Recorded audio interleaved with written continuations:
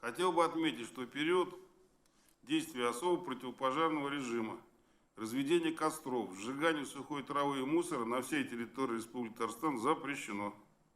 Также запрещено и приготовление пищи на открытом огне, кострах, мангалах, применение пиротехнических изделий 1-3 класса опасности на территории населенных пунктов, подверженных угрозе лесных пожаров, садоводческих и огороднических товариществ, организаций отдыха детей и их оздоровления, объектов экономики, граничащих с лесными участками.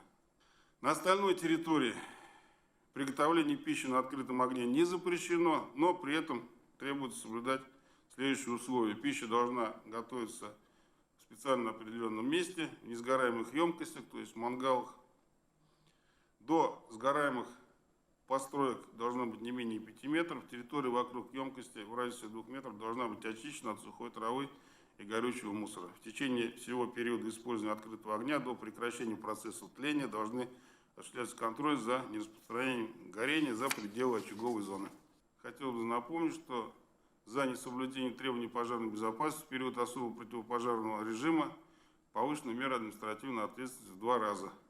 Также нарушение требований пожарной безопасности в условиях особо противопожарного режима предусматривается наложение штрафа по статье 20.4 КАП, часть 2, на граждан от 2 до 4 тысяч рублей, на должностных лиц от 15 до 30, на лиц, осуществляющих предпринимательскую деятельность без образования юридического лица от 30 до 40 тысяч рублей, на юридических лиц от 200 до 400 тысяч рублей.